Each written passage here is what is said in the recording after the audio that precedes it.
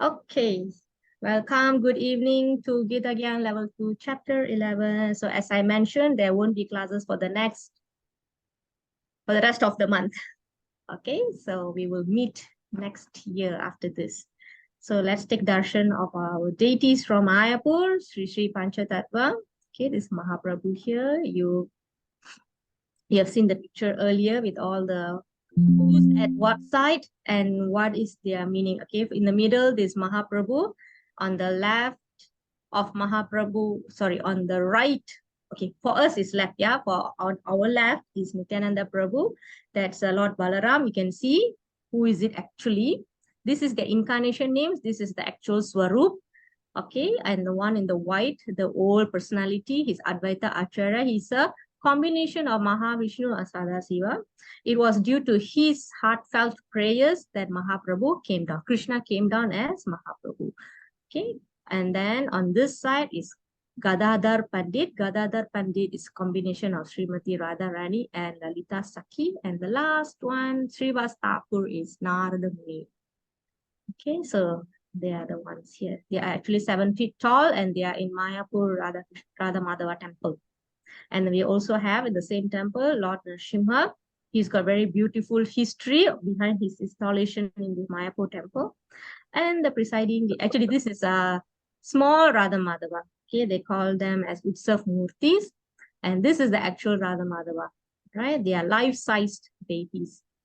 Let's submit our prayers to spiritual teachers, seeking their blessings. Om Jnanatimirandhasya Jnananjana Salakaya Chaksurum Militam Yena Tasmai Shri Gurave Namaha.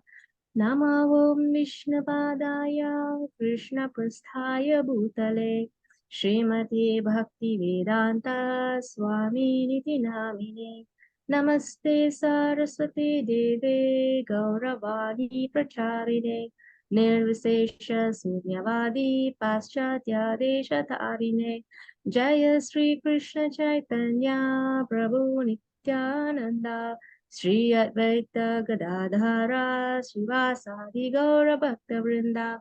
Everyone, Hare Krishna, Krishna Krishna, Hare Hare, Hare Rama, Rama Rama, Hare Hare. Om Tat Sat. Srila Prabhupada Ki Jai. Okay, let's start reading. Understanding of Gita. We'll start with Vijay Prabhu.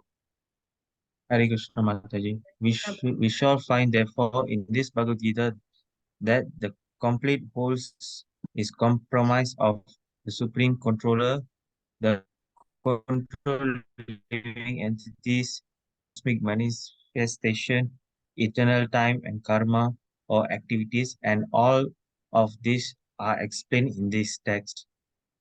All of this taken completely from the complete whole, and the complete whole is called the supreme absolute truth. The complete whole and the complete of absolute truth are the complete personality of Godhead Sri Krishna. All manifestations are due to his different energy. He is complete whole. In the 11th chapter, the Lord is addressed as Prapitamaha because Brahma is addressed as Pitamaha, the grandfather, and he is the creator of the grandfather. So no one should claim to be the proprietor of anything. One should accept one things set aside for him by the Lord as his quota for his maintenance. Okay, thank you, Prabhu. All right. So what are we referring to this first paragraph? What is it talking about? Sri Krishna is a controller of everything. Okay. So there are 5 things mentioned here. 1, 2, 3. 1, 2, 3, 4. Actually, there's a one more. It's not here. What is it talking about? This is actually 4 of the 5 topics that Bhagavad Gita covers. Ishvara, Jiva, Kala, Karma. What is one more? What is missing from here? Who knows? Paramatma. Then Supreme Controller is here. Adi Purush. Okay, that is also Supreme Controller. There are 5 topics that Bhagavad Gita speaks about. Remember that 5? Kirikesha. Sorry? Kirikesha. The Lord of all senses. Still, that is also referring to Ishvara. Ishvara, Jiva, Kala, Karma. What is one is missing? Prakriti, right? Okay. Yeah. Yes, correct. Okay, I just saw the message, sorry. Okay, Prakriti. All right, oops. Okay, so the next one is talking about how so many things are coming from Krishna is complete. All right, even though there were so many complete things coming out from Krishna, Krishna remains complete. So this verse is from which scripture? Anybody knows?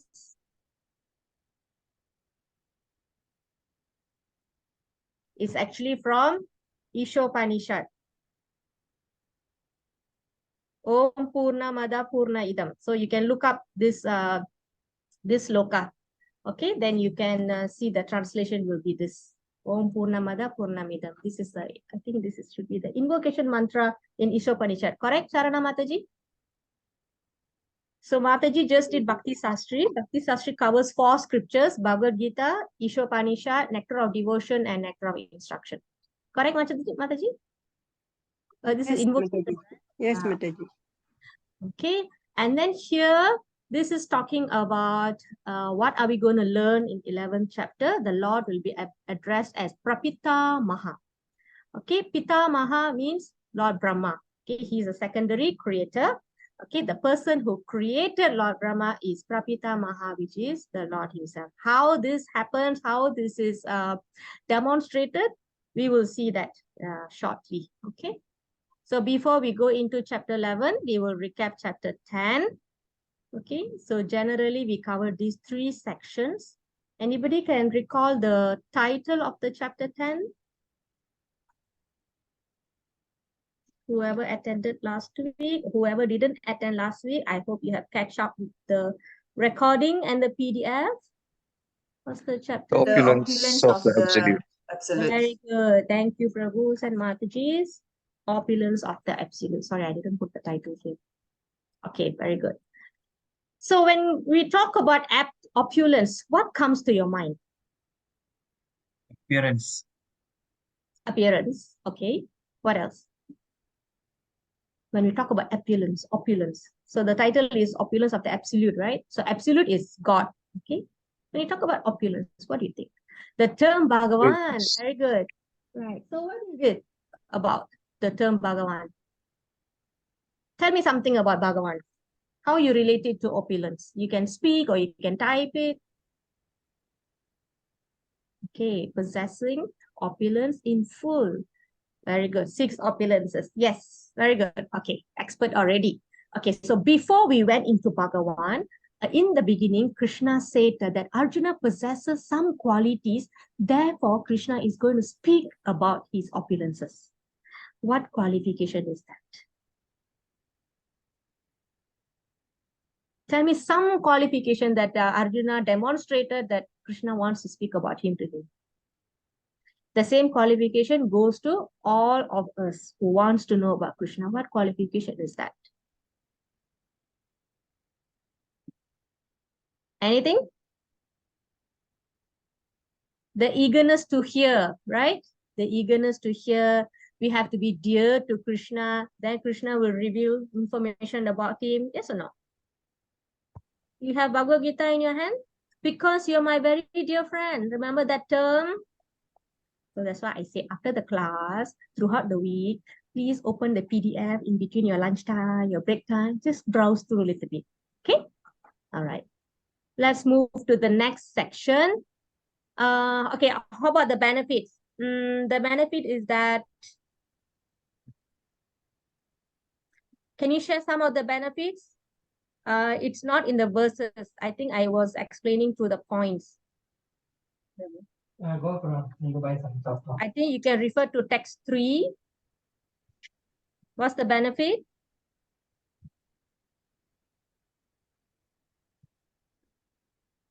Or text 7? Please, I already give answers, so you just have to read it out. Okay, all right. Very good. Increase our devotion by hearing the opulence of the Lord and fix our mind on Him. Okay, anybody else? In text 3, Krishna says the person will be freed from all sins. In text 7, Krishna says, one who is factually convinced of this opulence and mystic power of mind engages in unalloyed devotional service. Of this, there is no doubt. So please interact. Please read out from the Bhagavad Gita so I know you all are there. Okay. And finally, surrender to Him fully. Okay, thank you. All right. So we have a long chapter today. Yeah. So we are still on a recap. And in order for us to finish it on time, so I appreciate some interaction quick. So if I say read, so read quickly. And if I ask you a question, if you have to refer to Bhagavad Gita, so quickly flip the pages and give me the answers. Okay. So next we went to Chatusloki. So what do you understand by Chatusloki? What do you remember? Why Chatusloki is so special? Summary of Yes, the yes. entire Gita. Yes, a summary of the Bhagavad Gita. Very good. Without me opening up the box, can somebody tell me what is 10.8? What is it talking about? Remember, there are three things generally. Sambandha, Abhideya, Prayojana. If I give you the translation, then that's me answering the question. So what is the first one? Sambandha. What is Sambandha? Relationship between Krishna and his energies. Yes, relationship between Krishna is energy. So in that verse, Krishna says that he is the source of everything. Okay, like Dasarathan Prabhu has mentioned. So we combine the answer of Dasarathan Prabhu and Lakshmi Mataji, you get the answer. Next, text 9. What is, after knowing that Krishna is the source of everything, what do the devotees do? Right, Abhideya. So what is Abhideya is talking about? How pure devotees worship the Lord. So it refers to process. Abhideya refers to process. Okay. So when the devotees offer everything to Krishna, 10.10 happens. What is that?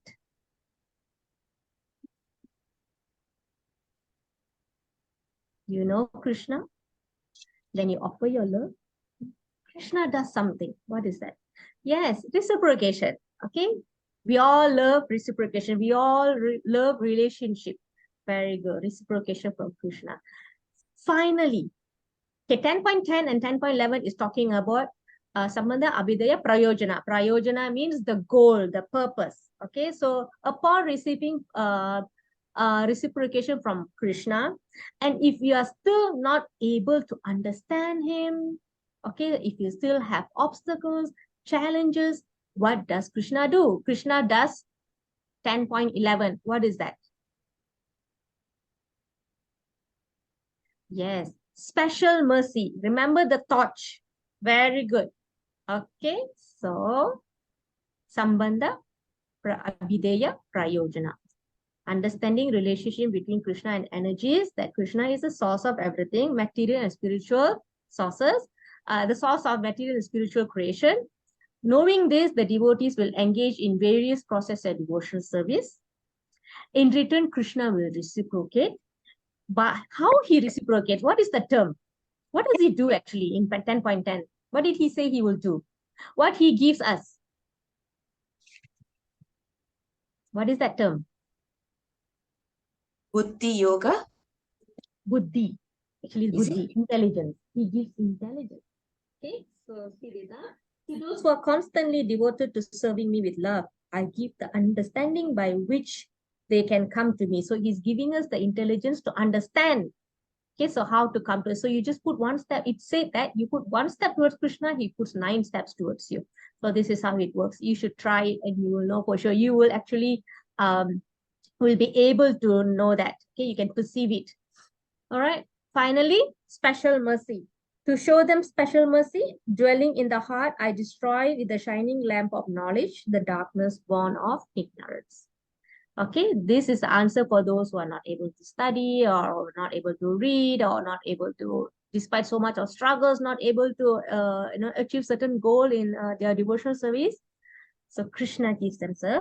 Krishna shows them special mercy. Okay, from where? How does he give that? Very important. How does he do that? Remember, I told you 3 types of gurus. One is outside, one is inside. Who's inside? Krishna is living in everyone's as Paramatma. Yes, as Paramatma, he is guiding us from within. He is also called, therefore, he is called Chaitya Guru. Okay? All right, so you remember the 3 guru, Vratamana Guru, Chaitya Guru, and Diksha Guru. Okay, finally, the final section is Arjuna's declaration. After knowing all the opulences, okay, after Arjuna understands Krishna's position, based on whatever Krishna has explained, Arjuna will accept Krishna's position, and he will ask to hear more of his opulences. So Krishna also explain all his opulences.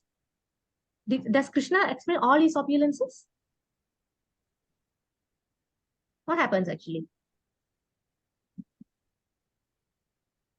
Krishna just informed that the Lord, he himself is the end, middle, and also the beginning as well.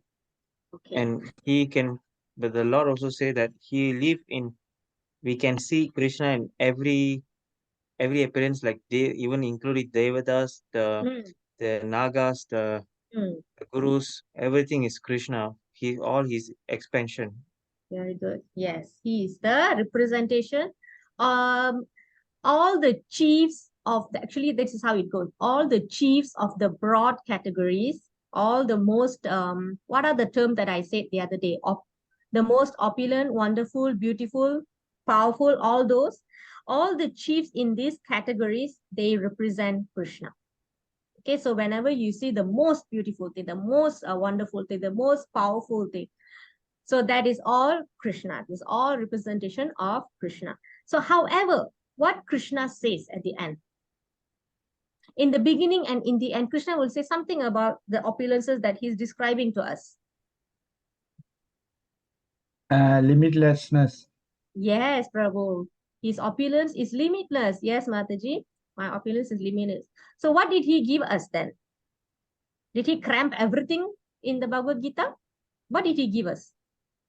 Because the Lord himself said that even the Devatas also can't understand him and also his origin. So no one can know. Yes, no one can truly understand him fully. Therefore, what did he do? He has to give some because Arjuna asked something. Show me, explain to me about your opulence. So, what did Krishna give? There's Whatever no you need,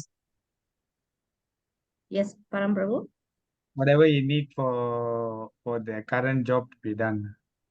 No. We cannot understand everything Yes, we cannot understand everything. because Therefore, of what? the limitlessness. So, Vijay Prabhu, what did Krishna did? What did he give? He only gave the most prominent one. Yes, most prominent one. That was in the beginning. After he explained everything, then he said, what is the need for you to know everything, Arjuna? With a single fragment, I obeyed everything. That is sufficient. Okay, this term is very important, yeah, because that is the linkage between chapter 10 and chapter 11. Okay, thank you, Daswadam Prabhu. Lord Krishna mentioned, yes, Prabhu. That's what I meant.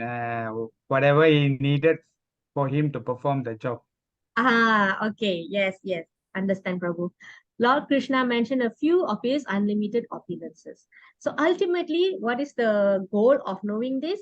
It's training us to see Krishna everywhere so that we can always think about him. Everywhere you see Krishna.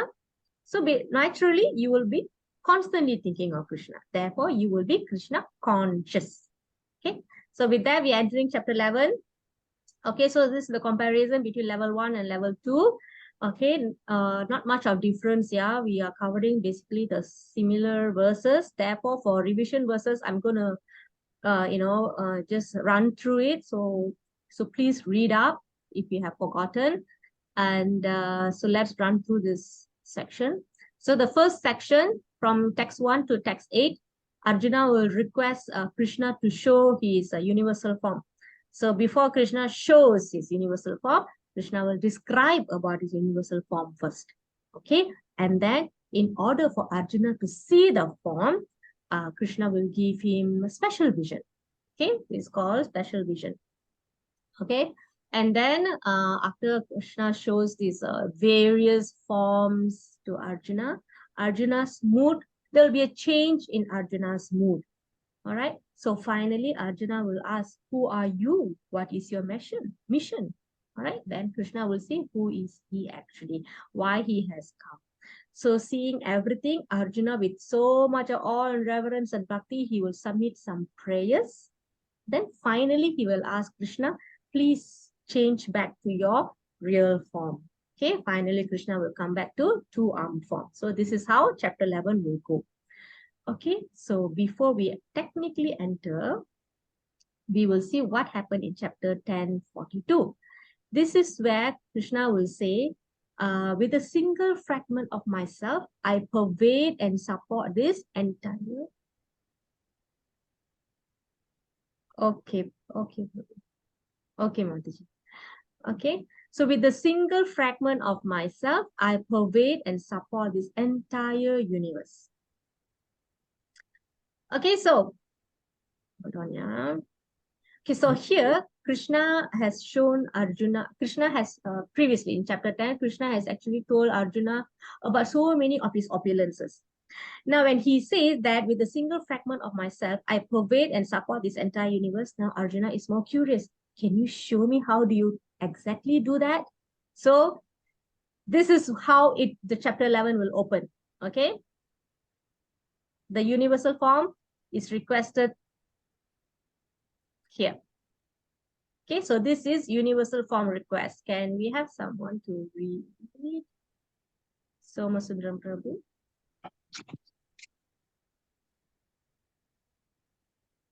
Yes, Mataji. Okay. Hello. Hare Krishna. Yes, Prabhu. Proceed, Prabhu.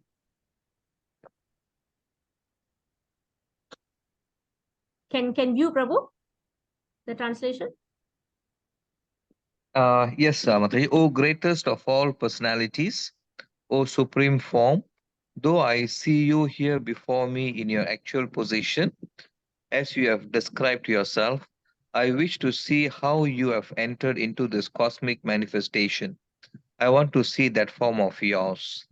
Okay, so this is thank you, Prabhu. This is the request by Arjuna. All right, and how one can understand Krishna, it is only through the mercy of the Lord. Okay, so we'll just run this. We have covered in last level 1. Okay, and before we move on further, we want to know why Arjuna is asking universal form. Okay, can we have somebody to read, please? Let me call Vijay Prabhu. Sorry, Yes, Vijay Prabhu. Yeah, read already. Sorry. Sarana Mataji. Hare Krishna Mataji. This Virat Rupa of the Lord was especially manifested not for the benefit of Arjuna, but for that unintelligent class of men who accept anyone and everyone as an incarnation of the Lord, and so mislead the general mass of people. For them, the indication is that one should ask the chief incarnation to exhibit his Virat Rupa, and thus he established as an incarnation. Prabhupada commentary on Srimad Bhagavatam 2.1.24. The universal form is a temporary manifestation of the Lord that embodies all created things. Srimad Bhagavatam 1.3.30. Hare Krishna Mataji. Thank you, Mataji. So this is very important for us to know. Okay, because as the Kali Yuga progresses, advances, we have a lot of new age religions, new age gurus all coming up. Everybody claiming they are the Kali Yuga avatar. So many things, right? This is my way, so I'll bring to God, and just surrender to me, pay me this much. We have so many things happening here. So how do we know who to believe? How do we know who will take us to God? And how do we know who is God? Okay, so a lot of people say that I can bring you to God. Some people is very bold to say that I am God. Okay, why I'm saying this? Because I have been in some movements where the guru says that he is God, and the disciples also saying that this is God. Okay, so how do we know? You have to have this knowledge. They have to show this Virat Rupa, because Krishna has shown it. Krishna didn't only say it, he has shown it, and he didn't only show it to Arjuna. There are many other personalities also have seen that Virat Rupa. Therefore, Krishna has already set a benchmark that this is the requirement. First, of course, the Bhagavan definition itself is a requirement. And this is another one. Okay. All right. So basically, it's not Arjuna that wants to be convinced about Krishna's position. Arjuna has a long time has been convinced about it. But a lot of Arjuna's questions are for us, for people in the modern world who might have doubts on Krishna, who might be very uninformed about things, will be cheated into false religions. Okay, so basically Arjuna here is helping to establish Krishna's divinity for everyone. So this is one point. All right. So the next one is, even though he doesn't have a personal desire to see Krishna in his universal form, Arjuna is very satisfied because he's a pure devotee. He's very satisfied with Krishna's original two-handed form. He has no personal, he doesn't have issue with Krishna's position. Okay, he wants to convince others. Okay, he is already satisfied with his personal form. So here, he also wants to avoid imposters, like I mentioned earlier. Okay, he wants to set a criteria in the future that probably he has foreseen that there'll be a lot of imposters going to come up. Okay, and they will pose as incarnation of God. So this is a guide for us. All right, and Arjuna take it as his responsibility to substantiate Krishna's statement about his opulences, positions, potencies, and everything. Okay, so these are the 4 points. Yeah, why Virat Rupa? Okay, so also people can know that it is not only Arjuna accepted Krishna theoretically that Krishna is God, but Arjuna has actually witnessed it. Okay, he has actually presented, Krishna has actually presented himself as it is to Arjuna. Of course, there are some other personalities also able to see, like Sanjaya, Bhishma, and Devas, all the Devas. Okay, all right. And okay, yeah, this is also a responsibility of Arjuna, because remember how the Bhagavad Gita was broken and Krishna had to come again to reinstate that, and how the Bhagavad Gita version that we have now is through Vyasadeva, through what Krishna has presented in the battle of Kurukshetra. So because he's setting or he's renewing the parampara, it is also his responsibility to set everything correct. Okay, so there will be no loopholes for people to say that it is not true, it's a myth, or things like that. Okay, so this Generation by generation. Generation to generation. Yes, Prabhu. Okay, so now of course, we are not going verse by verse. So we are jumping into where Krishna starts to describe his own universal form. Okay. Saras Mataji. Hare Krishna Mataji. Hare Krishna. The Supreme Personality of Godhead said, "My dear Arjuna, O son of Pratha, see now my opulences, hundreds of thousands of very divine and multicolored forms. O best of the Bharatas, see here the different manifestation of Adityas, Vasus, Rudras, Ashwini, Kumaras, and all the other demigods. Behold the many wonderful things which no one has ever seen or heard of before." Thank you, Mother. Thank you, Mataji. Okay, so what Krishna is showing here, okay, these are a combination of 2 verses, yeah. So first, Krishna is talking about his variegatedness, his variegated form. That means he has varieties of forms. He's going to show varieties of forms. And then next, he's going to show wonderful things. So in these 2 verses, talk about two things here. Krishna is showing variegated forms, and Krishna is showing wonderful forms. So variegated forms means his various manifestations. Okay, manifestations like Adityas, Vasus, Rudras, Ashwini Kumaras, and all the other devas. He's going to show how they all are coming from him. Okay, so he's basically saying, see my opulences, hundreds and thousands of very divine and multicolored forms. So this is text 5. He started to speak on that. And then text 6, he's showing, he's telling no one has ever seen or heard of these before. These variegated forms, this wonderful thing that Arjuna is going to see is something that no one else has seen. Okay, no one has ever seen or heard of this before. Okay, and even remember earlier Krishna said even the Deva, I think Vijay Prabhu mentioned that even the Devas having hard time to understand Krishna in his full opulence.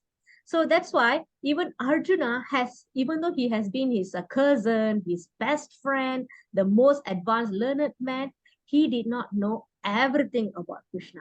Okay, but it doesn't mean that you need to know everything, because we will never achieve that. Okay, as long as we have devotion, it is sufficient. But it is just technically saying that Arjuna has not seen this universal form. So in summary, Krishna is saying here, now see my opulence, my hundreds and thousands of sahasra means thousands, right? My hundreds of thousands of wonderful divine forms of varied types, colors, and shapes. Many wonderful things no one has seen before. Okay, so Krishna explains what is in the store for us. What to see? Is it visible to naked eyes? This is what Krishna is going to explain further. Lakshmi Mataji. O Arjuna, whatever you wish to see, behold at once in this body of mine. This universal form can show you whatever you now desire to see and whatever you may want to see in the future.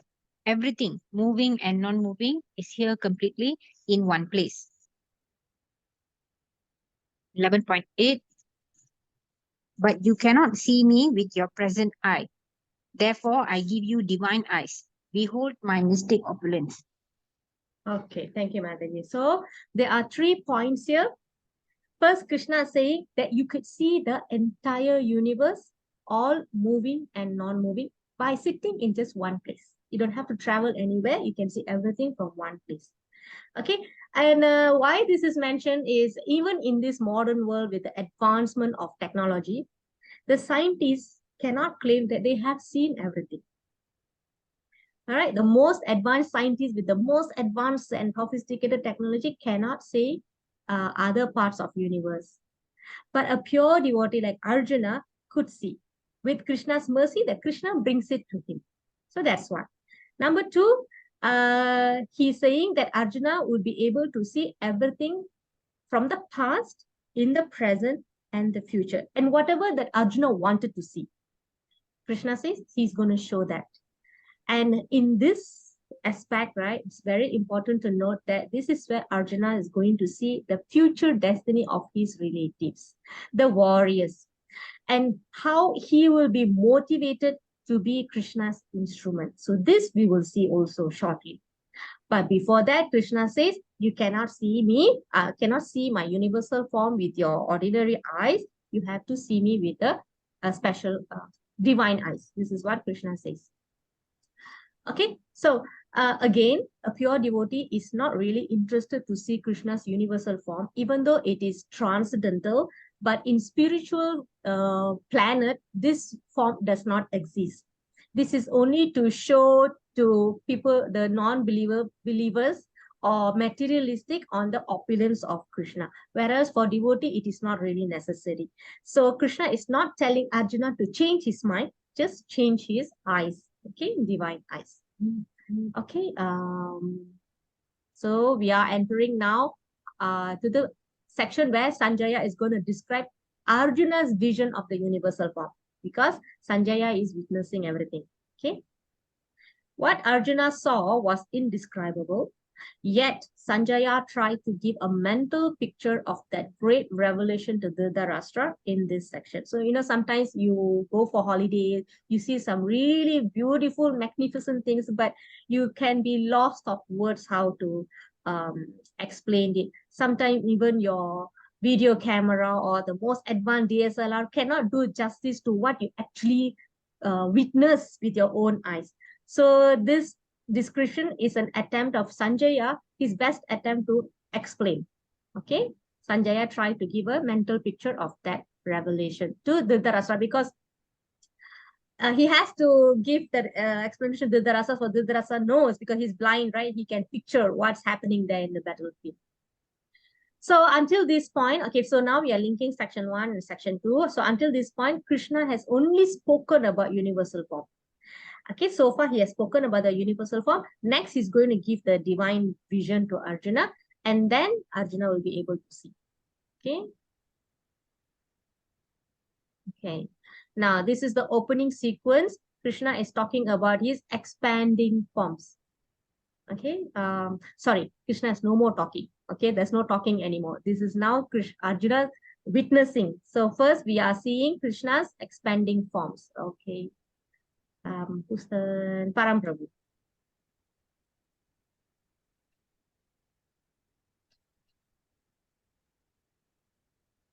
Param Prabhu, you can unmute.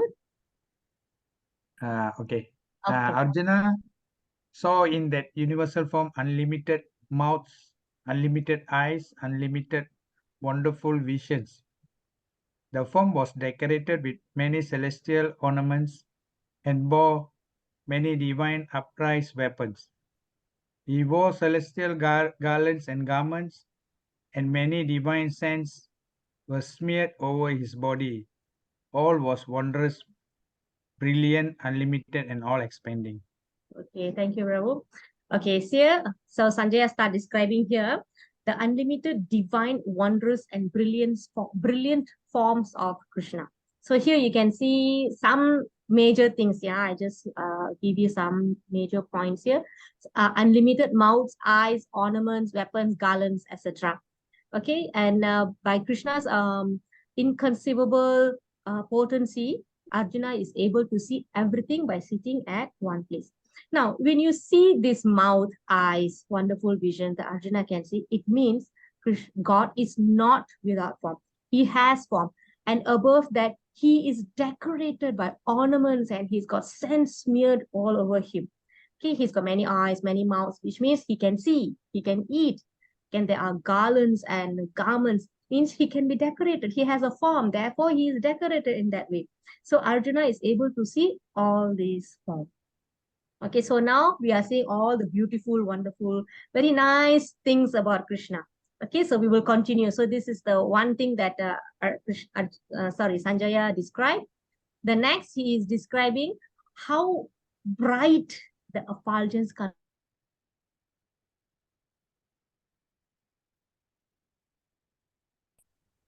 I got this one disconnected, is it? Yes, Mataji. Okay, did I? Yeah, your PowerPoint is not there. Okay.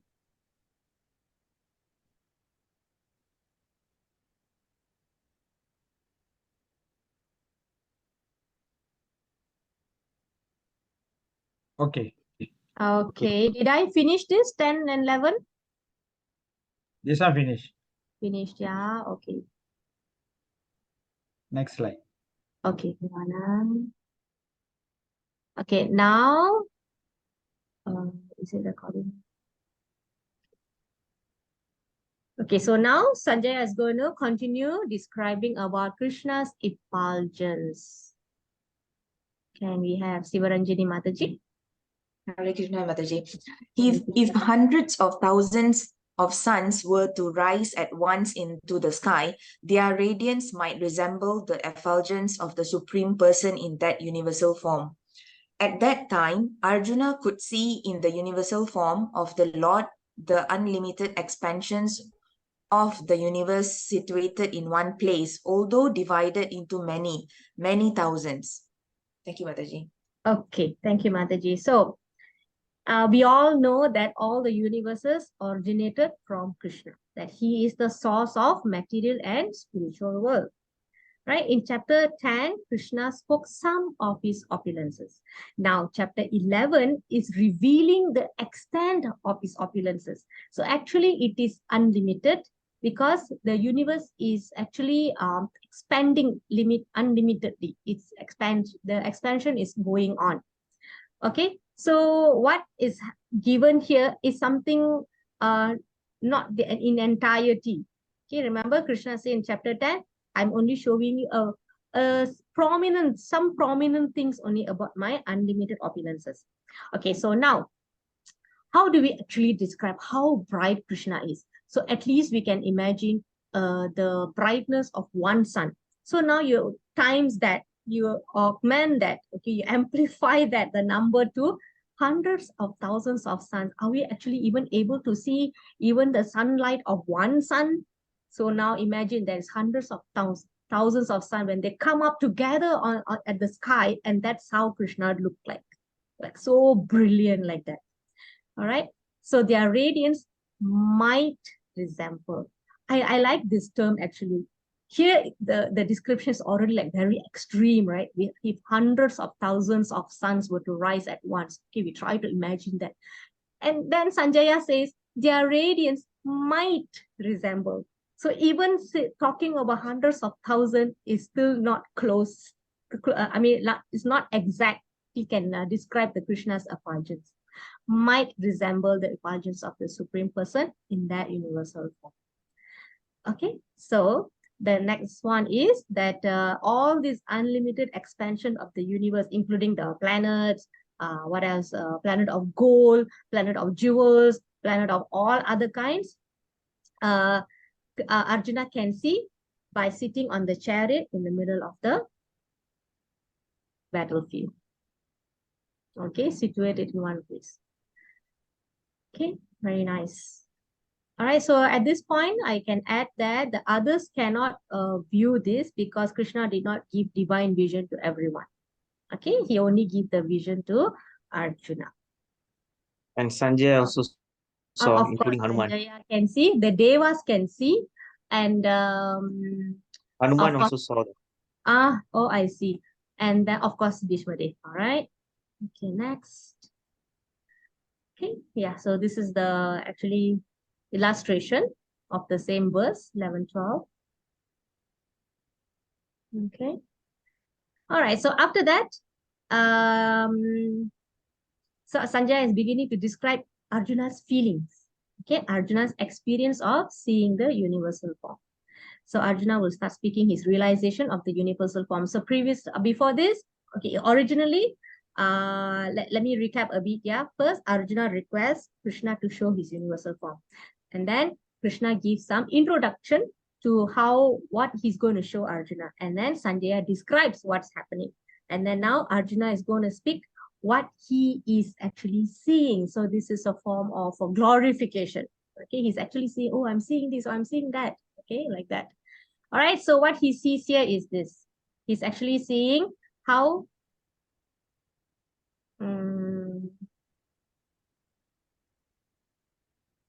okay.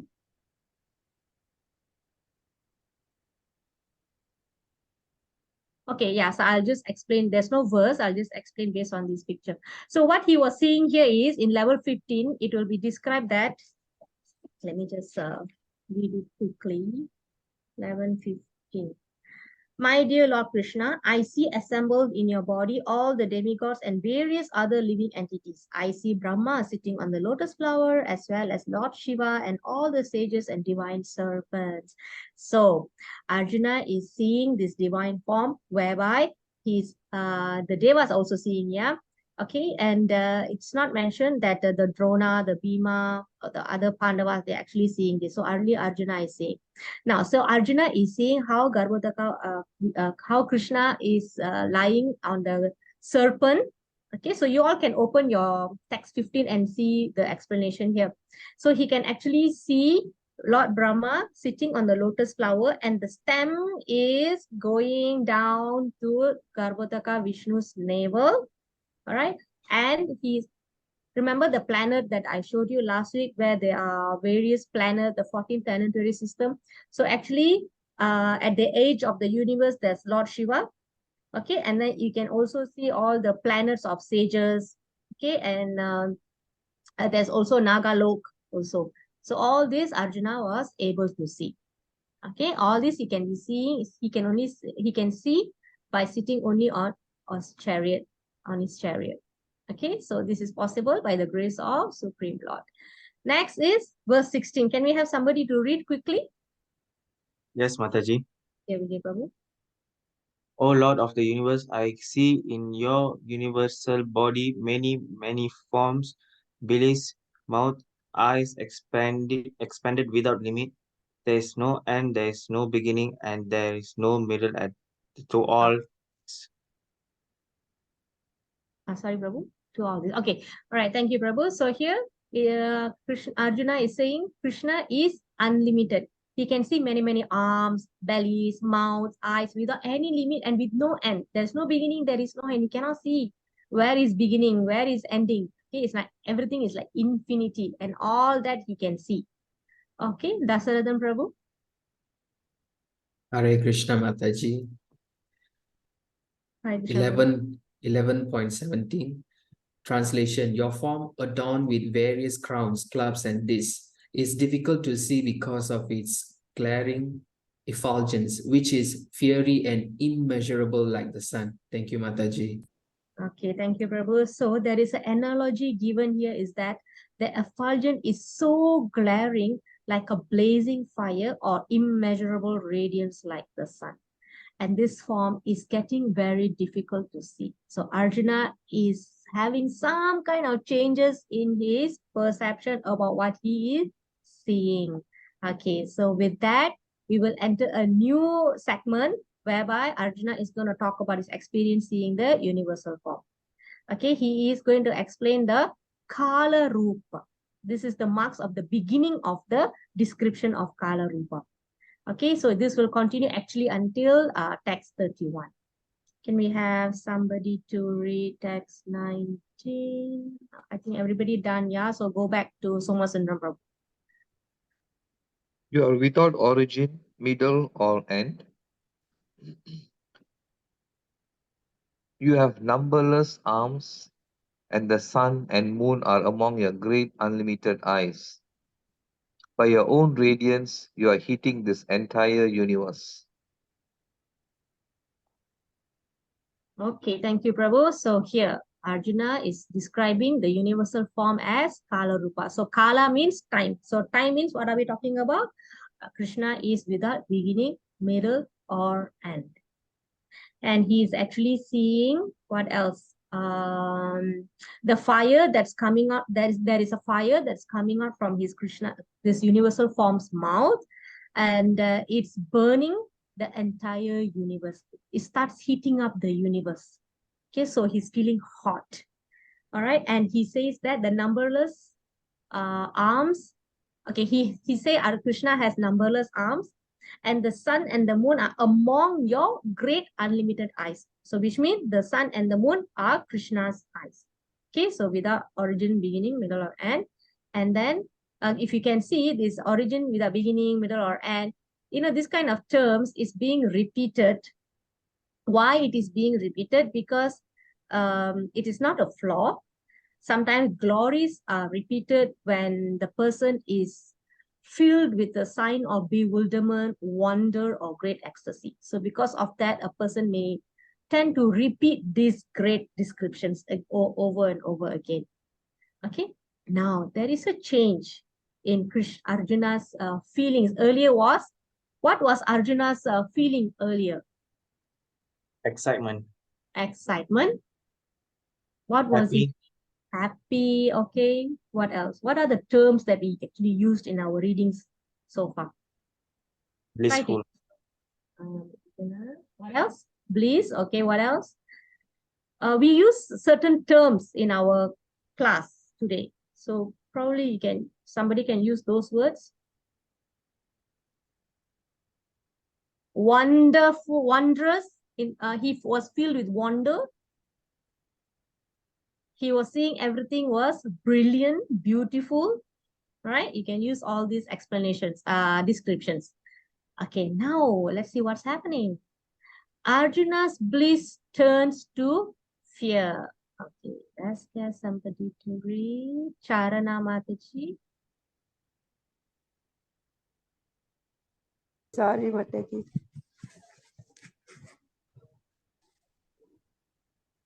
Can Mataji? Sorry, Mataji.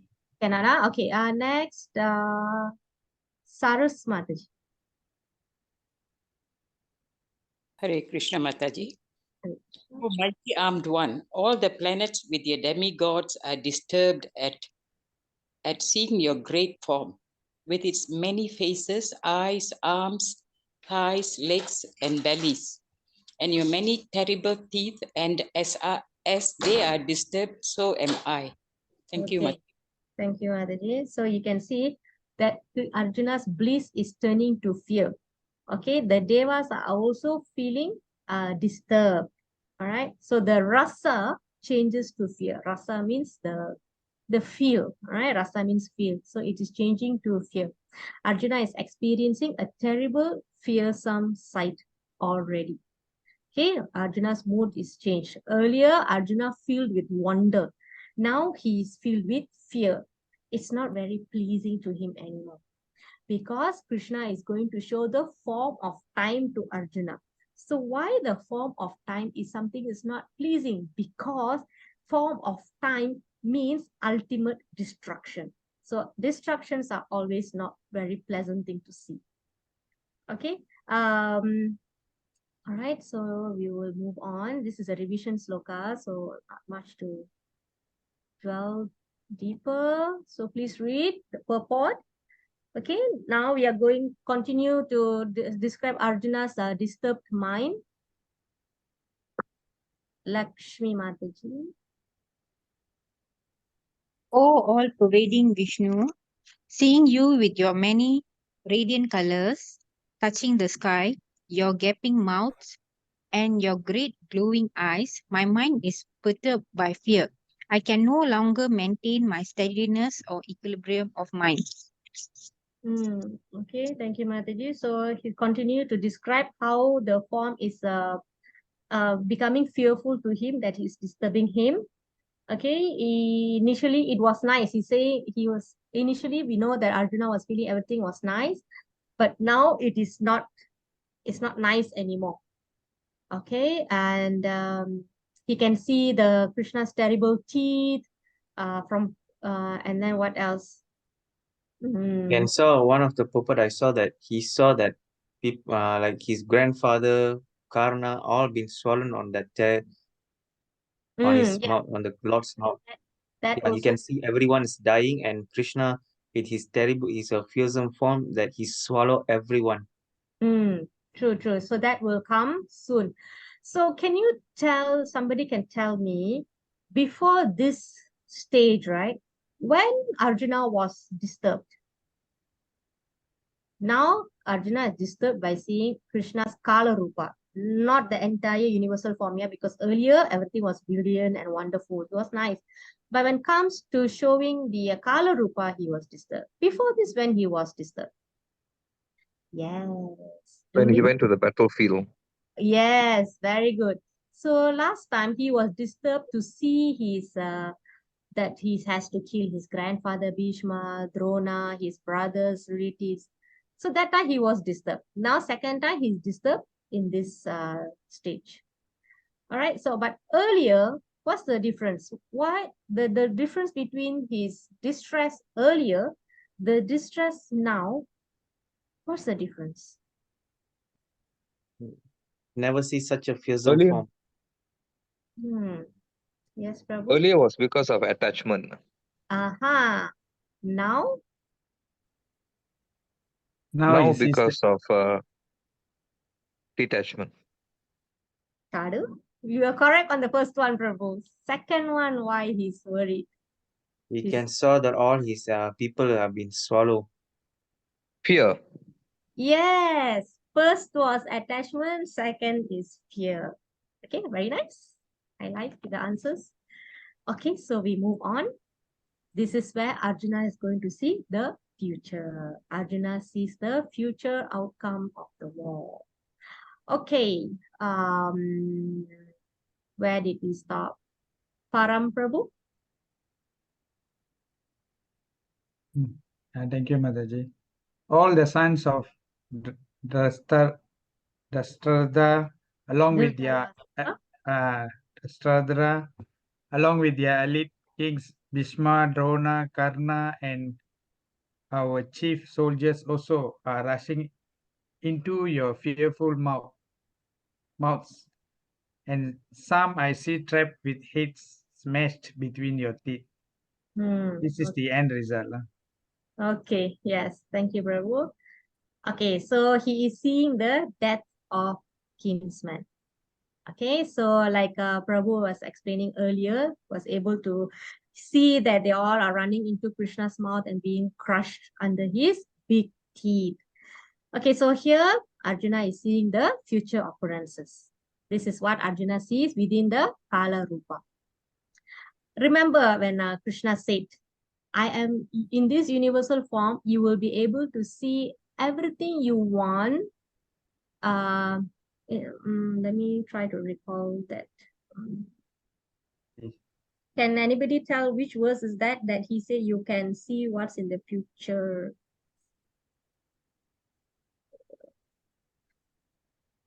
All right, text 7. O Arjuna, whatever you wish to see, behold at once in this body of mine. The universal form can show you whatever you now desire to see and whatever you may want to see in the future. So this is where Krishna is showing what Arjuna wanted to see in the future. So here Arjuna seeing that Bhishma, Drona, and Karna, the three most feared members of the opposing army, will be destroyed. So in this connection, Krishna gives two analogies. Krishna, not Krishna. Arjuna is giving these two analogy. Number one, you see text 28. What in 28 saying, as many waves of river flow into the ocean. As the many waves of the rivers flow into the ocean, so do all these great warriors enter blazing into your mouths, into your blazing mouths, I think. Okay, so that is how he is comparing that situation to this picture.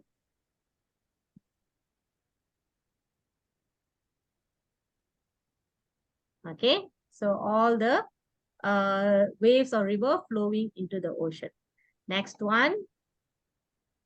What is this? We don't get the right picture, but we used this picture previously. You know how the moths are very attracted to light, right? Yeah.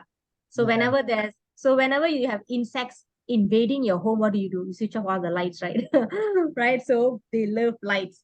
All right. So thinking it's a safe flight, the moths will go near a blazing fire and they will fall into death. So Arjuna is describing the death, the warriors running into Krishna's mouth like this, all the rivers going into the ocean, all the moths jumping into fire. So this is how it describes the analogy.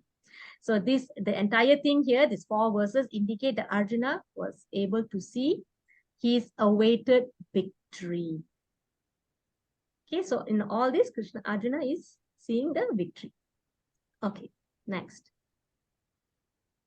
Remember earlier that when Arjuna was very worried that he's going to be the cause of destruction of family and loss of enjoyment, and he feels that he's going to kill all these great personalities. So here he knows whether he kills them or not, they're going to die anyway. Krishna has already made plans for them. Okay, so it's better that Arjuna just be the instrument in Krishna's hand and execute his devotional service. Okay, text 26 to 29. Warriors entering Vishwarupa's mouth. Okay, this one, yeah. This is an indication that after death of nearly all the persons assembled at Kurukshetra, Arjuna will emerge victorious. Okay, in text 30 also, Arjuna is still talking about his blazing mouth, flaming mouth. Oh Vishnu, I see you devouring all people from all sides with your flaming mouths. covering all the universes with your effulgence. You are manifested with terrible scorching rays. Okay, it's on the heat part. Next. So finally, Arjuna wants to know, who is Krishna? Why is he doing this? Why is he showing me all these forms and killing everybody? Why? Why Krishna is here?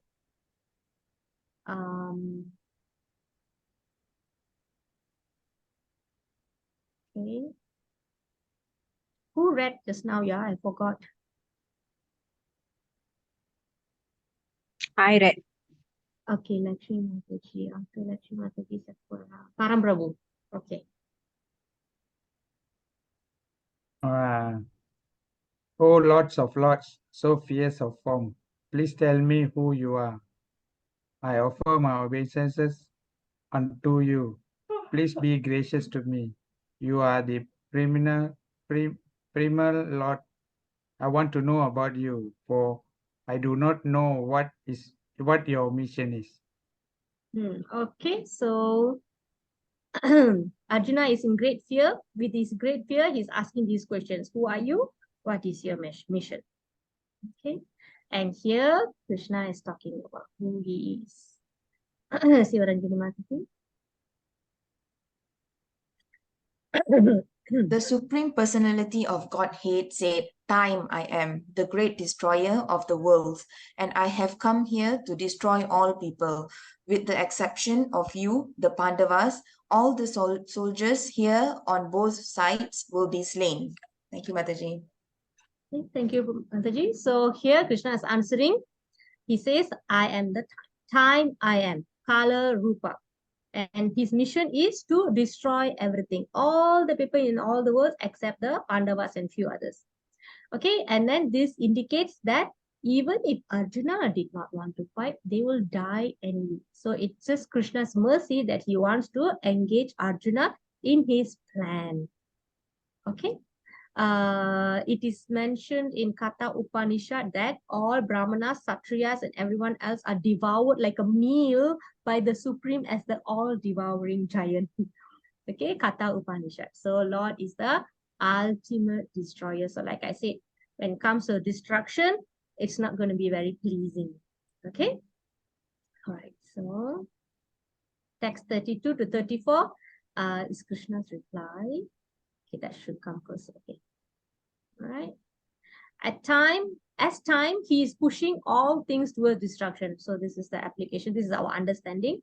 So remember the 5 topics of Bhagavad Gita. So this is Krishna. Krishna has talked about him as Ishvara, and Krishna is now talking about him as Kala. Okay, time is destruction. All right. And all the manifestations are to be vanquished by the desire of the Supreme Lord. That is the law of nature.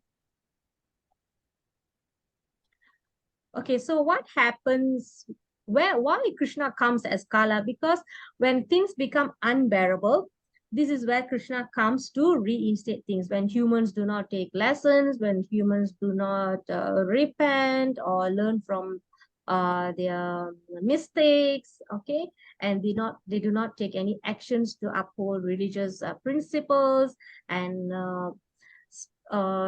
just resort to abominable activities. So when the earth becomes unbearable, this happens. Krishna comes as time, okay, ultimate destruction. That is the only answer. Now comes to, oh sorry, okay, all right, this is Krishna speaking. Dasradhan Prabhu. Hare Krishna Mataji. 11.33 translation. Therefore get up, prepare to fight and win glory. Conquer your enemies and enjoy a flourishing kingdom. They are already put to death by my arrangement, and you, O Sabyasachi, can be but an instrument in the fight. Thank you, Mataji. Okay, thank you, Prabhu. So conclusion is, I've already destroyed all your enemies. Just become my instrument and win the glory. Okay, that's all. So Sabyasachi. Sabyasachi means one who can fight ambidextrously, which means can use both hands to fight, left or right. Or It also means one who can shoot arrow very expertly. That is Sabyasachi. So the word here, nimitta matram, is an instrument, become my instrument. So what should be our intelligence here? Our intelligence here should be that to recognize that the whole world is moving under the plan of the Lord. Okay, so generally what an ignorant or foolish person will think that there is no plan behind the creation. Everything happens accidentally. Some accidental explosion happens and everything fell in place perfectly. Okay, so this is what ignorance will think. All right, so everything is according to his plan, and the plan is very, very specific. When Krishna plans things, he does it very perfectly and specifically. Okay, so with that, Arjuna will be motivated to fight in accordance to the desire of the Lord. It is Lord's desire, and there are reasons why. Okay, so this is the path of real happiness and real perfection. To be instrumental in Krishna's plan. So that is how we should be. This is how our prayer should be. Please, please make me an instrument in your hand. This is what we want to be. This should be our ambition. This should be our prayers. Let me be a good instrument in your service. Okay. So this is a very safe prayer. So Arjuna continues to pray. Vijay Prabhu. Yes, Mataji. Okay. Thinking of you as my friend, I have rashly addressed you, O Krishna, O Yadava, O my friend, not knowing your glories. Please forgive whatever I may have done in madness or in love. I have dishonored you many times, jesting as well relaxed. Lay on the lay on the same bed, or sat or ate together, sometimes alone and sometimes in front of many friends. O infallible one, please excuse me for all those offenses. Okay. Thank you, Prabhu. So Krishna is being glorified here as O infallible one. So infallible one means he will never fall in his character, responsibility. He doesn't make mistake. He doesn't fall. He never falls. Everybody in this world is fallible except Krishna. Okay. And he is now here. Arjuna is now he's reminiscing of all those very casual relationship he had with Krishna. Sometimes he put legs on Krishna. He played very casually. You know how cousins and friends be, right? So now he's thinking, oh my God, my Krishna is such a great personality. He's time, he's a destructor and everything. And I have rashly addressed him as, oh Krishna, oh Yadava, oh my friend. I didn't know your glories. So that's how the devotees are, right? They don't see how great or how opulent God is. All they want is very darling relationship with Krishna. Okay. And this is also a reason why Krishna didn't allow some devotees to see that part of him. Otherwise, he cannot enjoy the mellow with them. If he has actually shown the universal form to Mother Yashoda, do you think Mother Yashoda will be able to show her natural paternal love to Krishna? Krishna wouldn't be able to enjoy that. So even if he has shown this universal form in his mouth to Mother Yashoda, he actually removes that memory from Mother Yashoda. So Mother Yashoda will be a natural parent to Krishna. And Krishna loves to enjoy that mellows with his loving devotees. Okay, so now that Arjuna has seen the universal form, he's like very scared already. Oh no, who am I being messing with? Like that. So he says here, I have dishonored you many times, jesting as we relax, laying on the same bed and everything. So like a father, please forgive me. This is what he said. But ultimately, Arjuna was dealing with Krishna in madness or in love. Okay, that's all about it. And still he begs for him to be excused for many informal gestures. These are all informal gestures, right? So you can refer to the verse. Again, he didn't expect that Krishna would have such a huge universal form. Okay. Lord Krishna is the supreme Lord of all. He is simultaneously involved in an intimate relationship of love with his pure devotees. Okay, so now Arjuna is kind of done being fearful of Krishna's universal form. He's requesting Krishna to show his original form. So, Sundram Prabhu.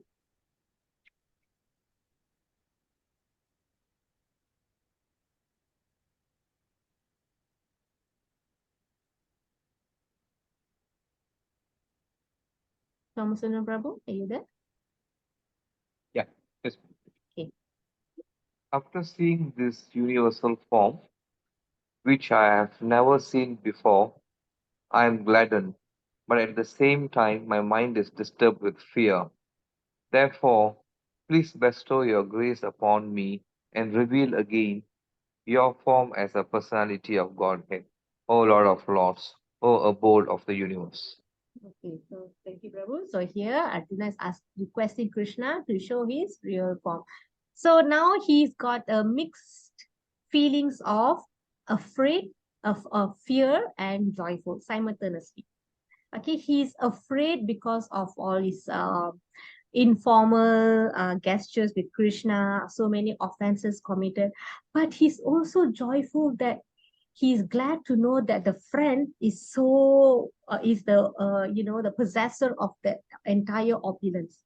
Okay, he's very delighted to see his friend's opulence as Supreme Personality of Godhead, and he's able to show the universal form, not only speaking about it. And it also proves that Krishna can assume any form, he can show any form, he can take any form. All right, so now Arjuna is asking him to show his real forms, his natural forms. Okay, so before Krishna shows his two-handed form, he will show four-handed first, and then he will go to two-handed. Okay, so this is 1151. Saras Mataji.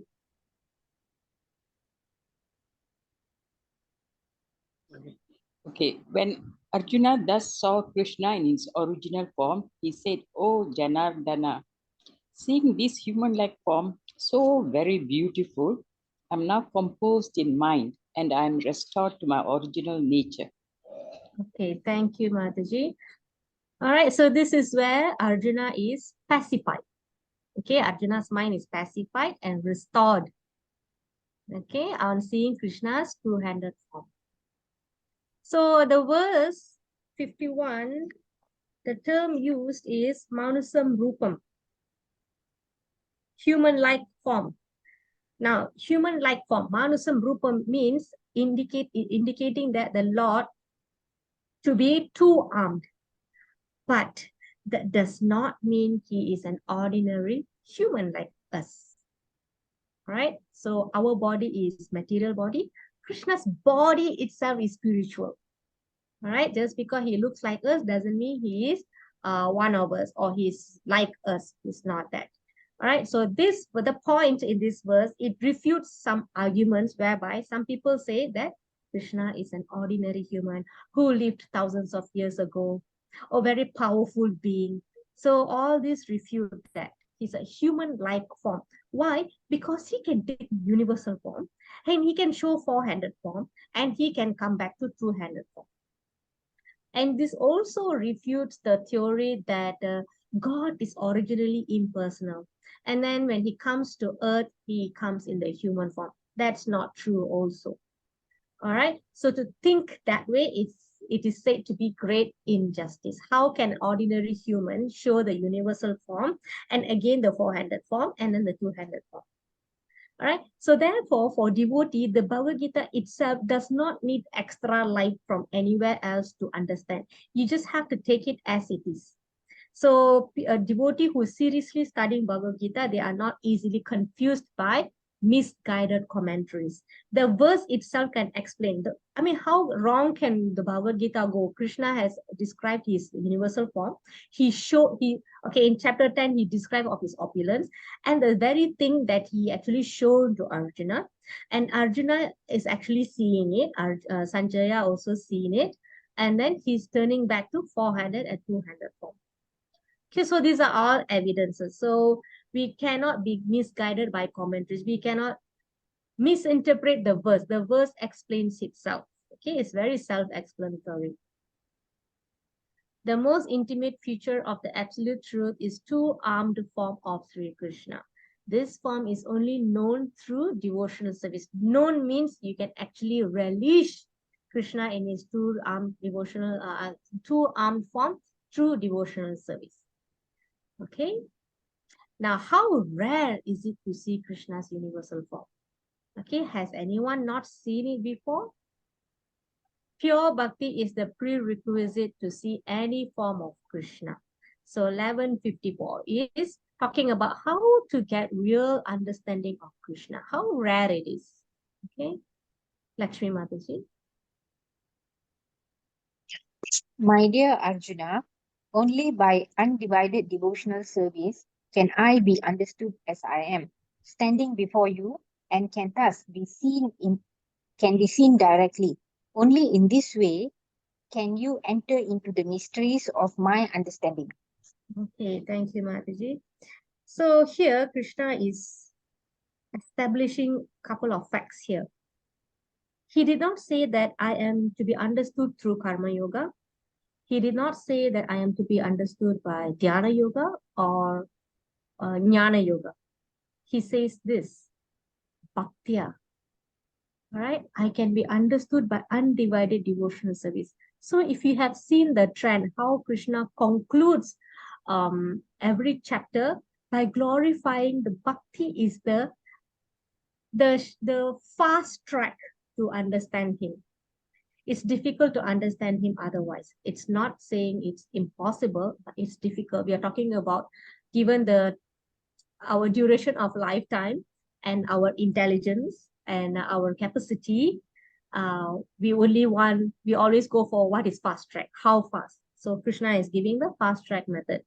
Only by undivided devotion service can I be understood as I am in truth. All right. And then he continues here. This is also very much relatable. Param Prabhu.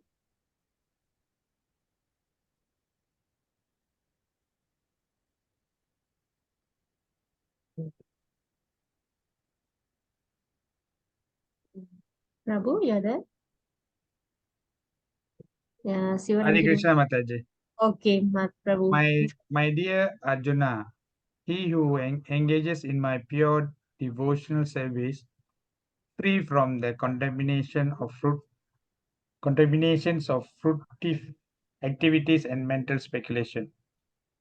He who works for me, who makes me the supreme goal of his life, and who is friendly to every living being, he certainly comes to me. Okay, thank you, Prabhu. Okay, so this is the essence of Gita. All right. So this course is called Essence of Gita, EOG. Then it was known also as Gita Gyan. So one who engages in my pure devotional service will be freed from the contamination of fruitive activities and mental speculation.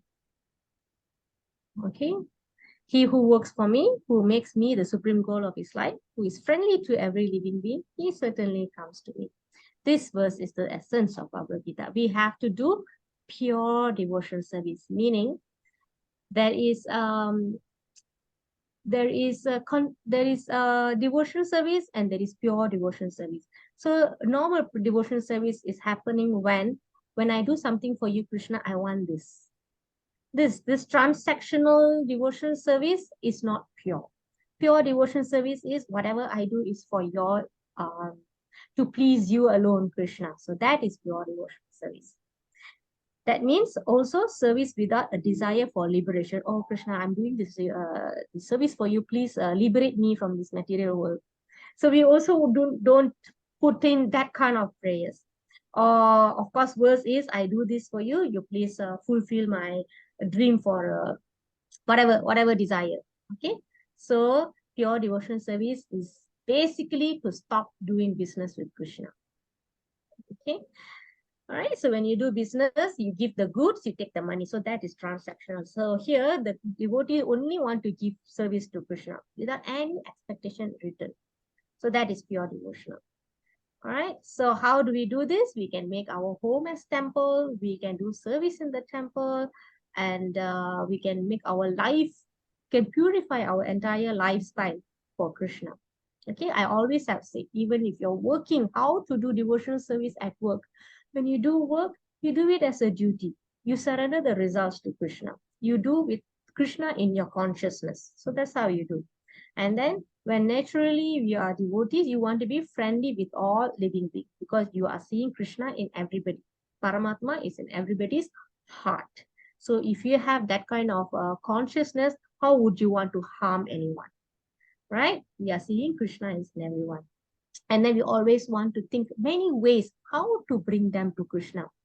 Either you physically bring them or you bring Krishna to them. How do you bring Krishna to them? You give them ways, you can give them explanation about how through chanting we can reduce our stress, reduce our material problems, and our attachment to things, all right? And then what else? You can give them prasadam, invite them over to temple. So all this you can just give them books, okay? So we have to set that kind of consciousness. Then certainly we will go back to Krishna. All right, so we continue. Okay, right. These are the, actually we are done here. Text 55, we are done. Okay, we are almost on time. So other than Krishna showing this universal form at the BOK to Arjuna, at the Battle of Kurukshetra to Arjuna, there are other places where Krishna will show this Virat Rupa. Okay. The first universal form is this.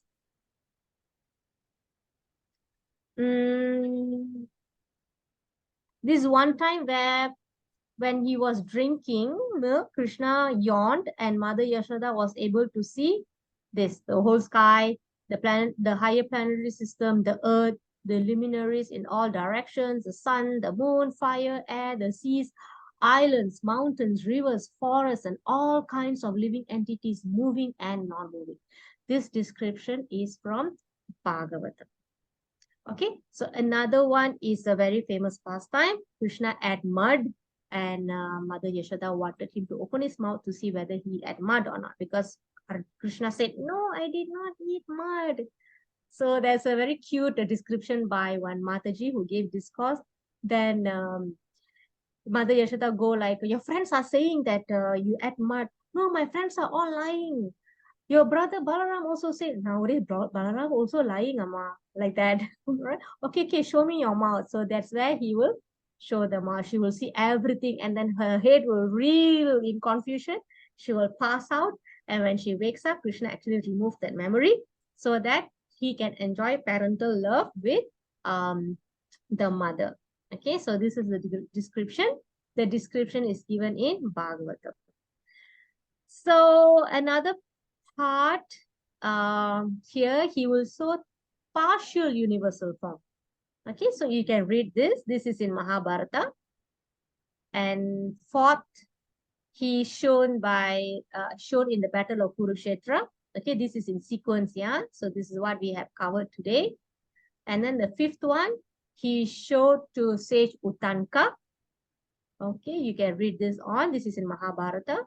And the other one is during Vamana avatar. He actually will expand himself to all the higher planetary system, the lower planetary system. See, actually, he's showing the gigantic form. Okay, so it's not exactly like how he showed Virat Rupa to Arjuna. This is the form, the size of the form.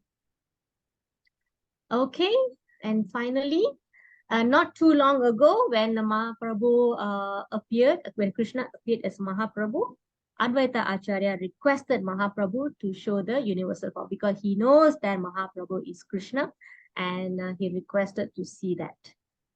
Okay, so this is also a very long description. I'll see how I share this description with you. Okay. So this is Panchatattva. And there's another part where this is not exactly universal form, but Mahaprabhu, who is Krishna himself, will reveal combination of three forms. As Mahaprabhu, he's in this color, right? Golden hand. He'll be carrying a kamandalu and a stick. Krishna with two hands holding flute. And who's at the back here? Sri Ram. Sri Ram. Okay, so he will be showing this form to Sarvabhauma Bhattacharya. Okay, going back a little to chapter 11, text 36. This is during when everything was very nice and beautiful. Arjuna will glorify Krishna in this way. Dasradhan Prabhu. Yes, Mataji. 11.36 translation. Arjuna said, "O master of the senses, the world becomes joyful upon hearing your name. and thus everyone becomes attached to you. Thank you, Mataji. Okay, thank you, Prabhu. So Arjuna is praying in 36, faltering voice, because he is so overwhelmed with that wondrous display of Krishna's devotional, universal form. He prayed in faltering voice. All right, so this is the voice where devotee gets. This is described in text 25. Okay, the trembling Arjuna offered obeisance with folded hands again and again. He fearfully spoke to Lord Krishna in a faltering voice as follows. And then this verse comes. All right, so this is Arjuna recognizing Krishna's action as all good for everyone. All right, so even though he knows that Krishna is going to destroy everyone, but he trusts that Krishna's plan is good for everyone, all good for everyone. Okay, and he says in the future, people will be attracted to you merely by hearing your name, which is happening now. All the Sankirtan parties are going on the street, and a lot of people falling in love with Krishna through the Sankirtan, through his bhajan, through his kirtan. Me as a classic example, I merely heard the songs, and that's how, okay, my 20 years journey, because of that, okay, I got so attracted to Krishna's name, the songs, the kirtan. Okay, so that was 99 when the Tulasi album was launched. Okay, so that's how old I am. I'm very old. Okay, so that's how it started. Of course, previously I already know something about Krishna through my uncle, but when I actually really fell is when I heard all these bhajans, the Tulasi song. Okay, so Tulasi song is a Vaishnava song, and until now, the Tulasi album, right, it's never gone out of trend, right? Do you all agree? Do you all know what is Tulasi album? Is No, there anybody Mataji. who don't know? You don't know what is Tulasi album, Prabhu? You know that Jai Govinda, Jai Gopal song is from that album. Wow, Mm, you must be right. Really, really young. Or either I am very, very old. Okay, I will share with you the songs. Probably you will be able to recall. So that's how, yeah. So Arjuna was so right that he actually predicted this. People will be joyful upon hearing your name. So even if you never heard of this album, even now when there is Radha Yatra, Kirtan or Bhajan, people will naturally start jumping and singing. So that's how attractive Kirtan is. All right, so you'll be worshipped by great souls, and demons are afraid and flee away. Okay, so this part, right? Yeah, O master of the senses, the world becomes joyful upon hearing your name, and thus everyone becomes attached to you. Although the perfected beings offer you their respectful homage, the demons are afraid. The devas are happy with him, with Krishna, but the demons are afraid and they flee here and there. All this is rightly done. So Krishna, Arjuna is saying, whatever you do, Krishna, is rightly done. So this last line that I just read for you, right, text 36, this is supported by one of the Pasurum in 4000 Divya Prabandham. So I'm not sure, that is, I think by Namalvar, he will say that all these demons have no business here. They will all run away. So it's such a delight for me to see the similarity between what Arjuna has predicted, and thousands of years later, Namalvar also predicted that. And thousands of years later, that is happening now. So all these predictions are rightly done. Remember, I say Krishna plans everything perfectly. Okay, so we will do chapter 11 when we continue with chapter 12. Okay. However, you can still look into this recap, maybe probably tomorrow, or maybe before you sleep. You can read this before you sleep. Okay. All right. So that's it for today. Not bad. Finished on time. Any questions? Oh, okay. Hang on. Let me see. Thanks. Okay. Right. Any questions at the moment? Did you all enjoy the chapter 11? yes, Mataji. Okay. So anybody traveling overseas? Mm, nope. No.